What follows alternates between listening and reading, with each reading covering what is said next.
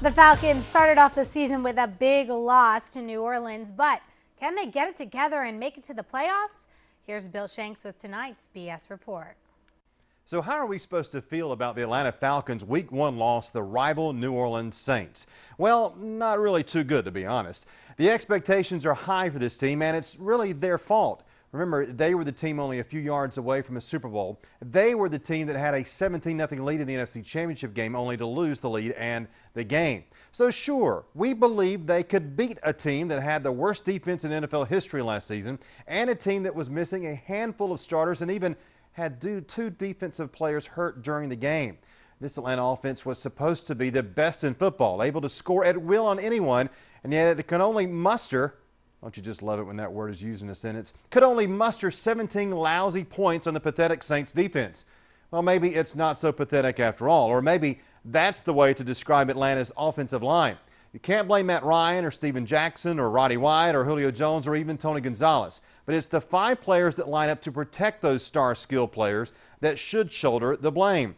Before the draft in April, the Falcons acted like offensive line was not an issue. They drafted 2 cornerbacks in the first 2 rounds instead of taking another lineman.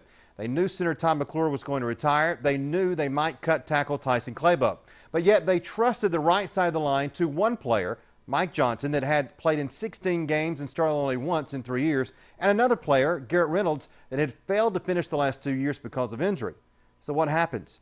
Johnson gets hurt in training camp, and the team had to turn to Lamar Holmes, a third-round pick in 2012 that was so inept as a rookie, he got only 7 snaps the entire season. Oops. Well, it's not like the Falcons can make a trade at this late date and go get an offensive lineman. They don't grow on trees, you know. At least the good ones don't. And if a team has a good lineman, they're not going to give them up easily. They are likely stuck with what they have on the roster, and that may not be a good thing.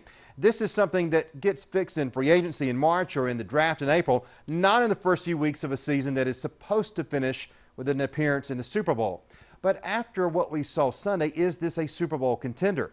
Not with problems on the line of scrimmage. This better get fixed, or this might be the biggest disappointment in the NFL. And longtime Falcons fans will say, same old Falcons.